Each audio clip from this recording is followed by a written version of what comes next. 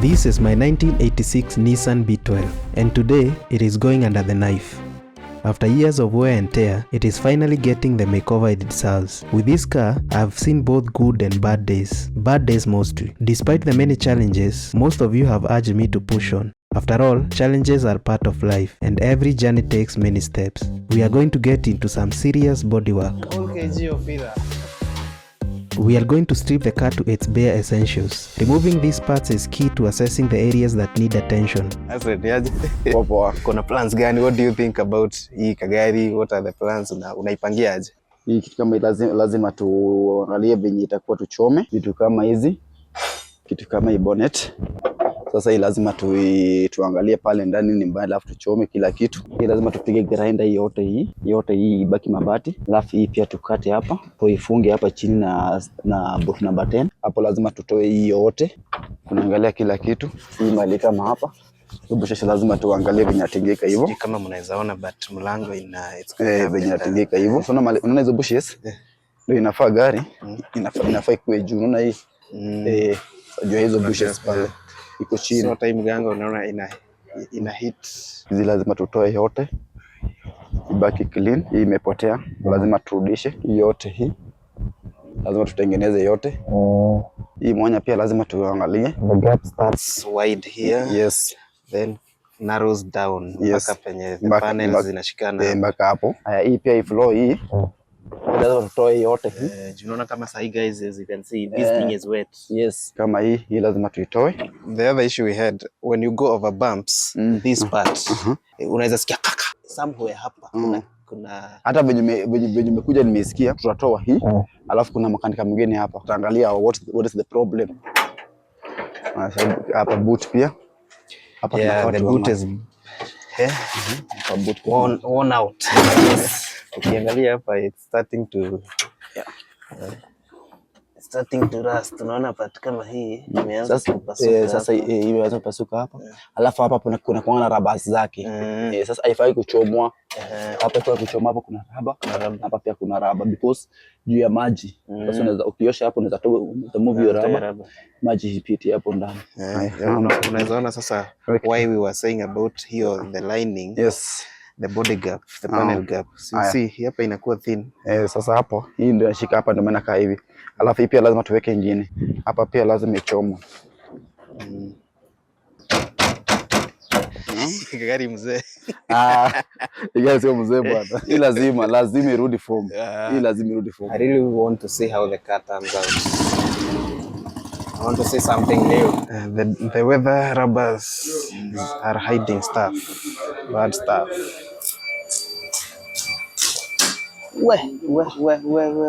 Ukisema ati paint tu juu bila kutoa vitu kama hizo. Hii imeisha kabisa. Yeah, definitely we need new door rubbers. Mseni kama alikuwa tu anachoma alafu hata hapigi hata rangi ya kutu stop rust. Anaweka tu. Sivyo amechoma kaacha tu hivyo. Ndio maana imeoza hivyo.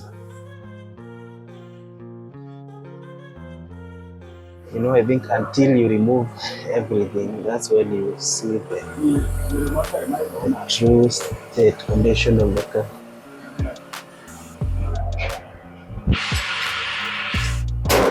We started by removing the doors and the fenders. This was necessary to inspect for rust and body misalignments.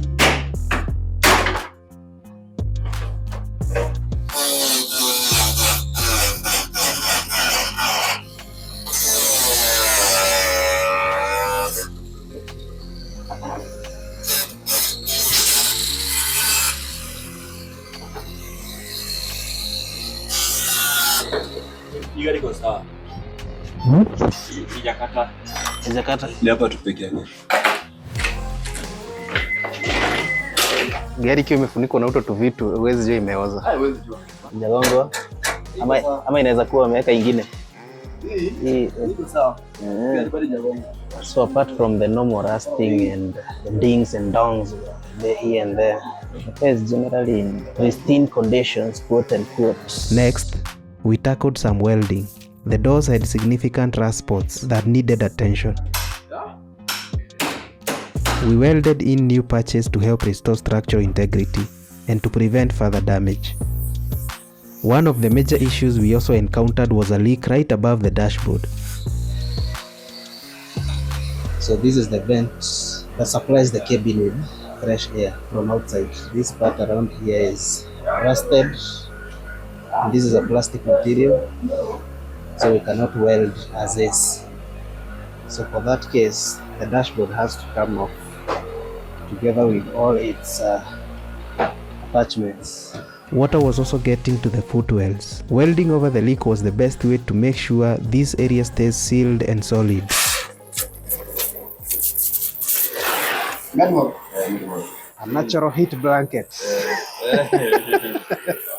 You see, there's some things you will never learn from. We also grinded away some patches on the bonnet to see what we were dealing with. Hiyo pila ni mingi. Hiyo tulipila bali. It was shocking to see how much body filler the car was hauling around. That's a lot of filler. We proceeded to remove the body filler using fire, a technique that I found very efficient. The bonnet has been shown fire. Umeamua upike bonnet.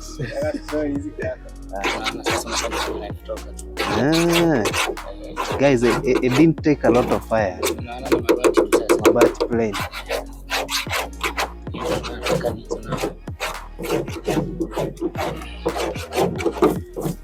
Very, very, very nice technique. I love it.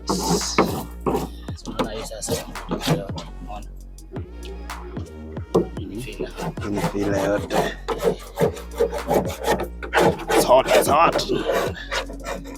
That is fair.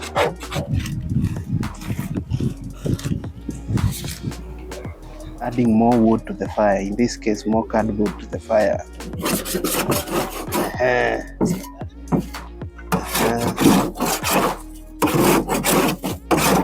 Once the welding was done, it was time to reinstall the fenders and the doors. Aligning the doors and the fenders proved tricky, but with a few adjustments, we managed to get them aligned up just right.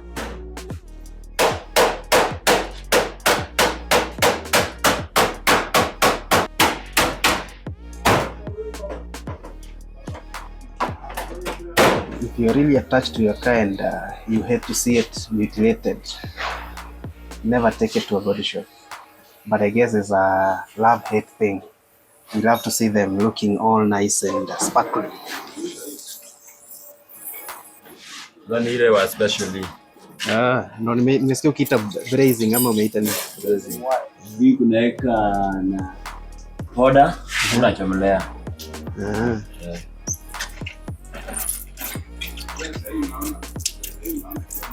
So these two wires are very different. The one that looks more like copper is brazing wire.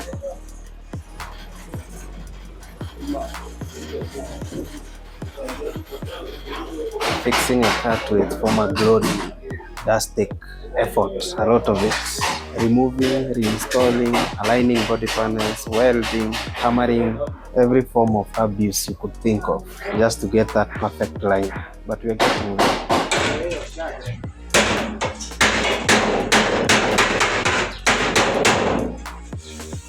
With the car stripped, welded and aligned, we have made some solid steps forward, but there is still a lot of work to be done.